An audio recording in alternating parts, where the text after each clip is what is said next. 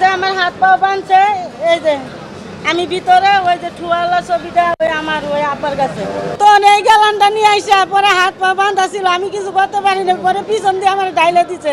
আমি 2 তারিখে গাবতলী যাই গরু দেখতে, গরু দেখা দেওয়ার পরে দেখি অনেকগুলা লোকজন, তখন আমি লুকে করে বললাম যে ভাই এনে কি হয়েছে, তখন বললো যে ডিপজল ভাই আসছে।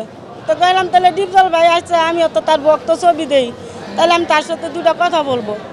এই কথা কই আমি চেম্বারে যাই ডিপজল ভাইয়ের সালাম দিলাম যে ভাই আসসালামু আলাইকুম, আপনার সাথে 2টা কথা বলবো, আমি আপনার ভক্ত।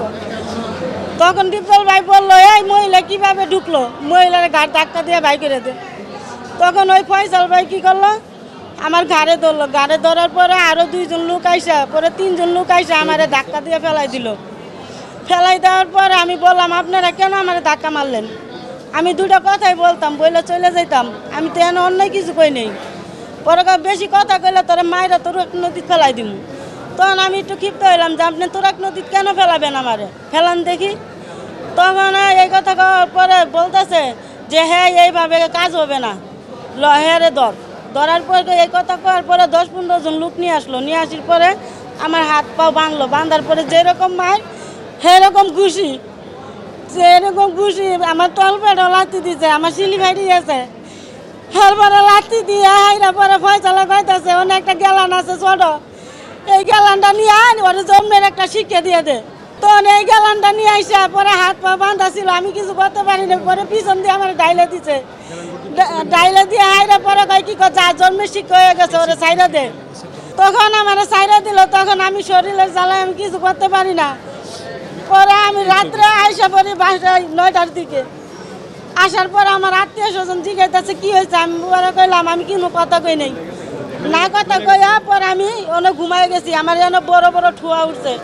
সকালে উঠতে দেখি এই যে আমার হাত পা বাঁধছে, এই যে আমি ভিতরে ওই যে ঠুয়ালা ছবিটা ওই আমার ওই আপার কাছে।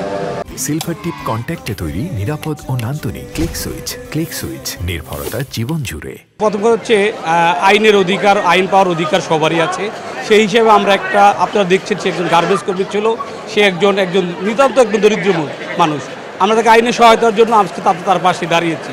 আর সেই হিসেবে এই কোর্টে আমাদেরকে অলরেডি কোর্টে কাঁধে দিয়েছি, কোর্টে এটাকে প্রেমা ফেসিও পেয়েছে, ঘটনার সত্যতা পেয়ে কোর্ট সিআইডি তদন্তের কাঁধে দিয়েছে।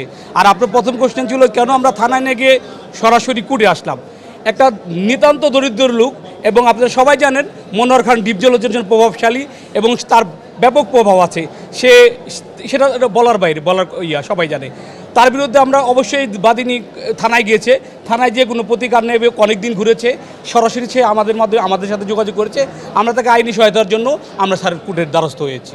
এই মনোয়ার হোসেন ডিপজল যে কিনা সাবেক ফ্যাসিস্ট শেখ হাসিনার একজন অন্যতম দোসর, সে এই ডামি নির্বাচন এবং যে বিগত সালে যে নির্বাচনগুলো হয়েছে সেই নির্বাচনে সে শেখ হাসিনার তসবি টিপে সে টিকিট কেটেছেন। এই স্বাধীন বাংলাদেশে 2024-এ যারা ছাত্র জনতা রক্ত দিল, সেই 24-এর পরে একজন নারীর পরে এই বিভৎসকর যে একটা ঘটনা আমরা দেখতে পেলাম। সাংবাদিক বন্ধুগণ আপনারা দেখতে পারবেন যে এই যে আপনার যে একটা ছবি বিভৎস যে স্থির চিত্র আপনার দেখাচ্ছে একটা, এবং এনাদের আর একটা আপনাকে দেখাচ্ছি যে এই স্বাধীন বাংলাদেশে ছাত্র জনতা 2000 রক্ত দেওয়ার পরে মানে এরকম একটা নারীর এরকম একটা ঘটনা ঘটতে হলো। আমরা আইনজীবী সমাজ, আমরা যারা রাষ্ট্রপক্ষের আইনজীবী যারা আছি, আমরা ব্যথিত, আমাদের হৃদয়ে রক্তক্ষরণ হচ্ছে। আপনারা জানেন এই নারী আপনার সংশ্লিষ্ট যে থানা, সেই থানাতে এই বিষয়ে অভিযোগ দেওয়ার জন্য যায়। মনোয়ার হোসেন ডিপজল ওই অঞ্চলে এতটাই বেশি প্রভাবশালী যে কিনা থানাটা তার এখনও থানা পুলিশ কোর্ট এবং ওসি তার কন্ট্রোলে। আমি ওইখানকার যে ওসি, সংশ্লিষ্ট ওসি, তার সঙ্গে আমি মুঠোফোনে কথা বলেছি মামলাটা নেওয়ার জন্য, কিন্তু সে গড়িমসি করেছেন। আমার সহকর্মী লানেট অ্যাডভোকেট সায়েম, তার সঙ্গে পরামর্শ করে আমরা এটা মানবিক দৃষ্টিকোণ থেকে এই সিএমএম আদালতে আমরা এই শেয়ার মামলাটা ফাইল করেছি।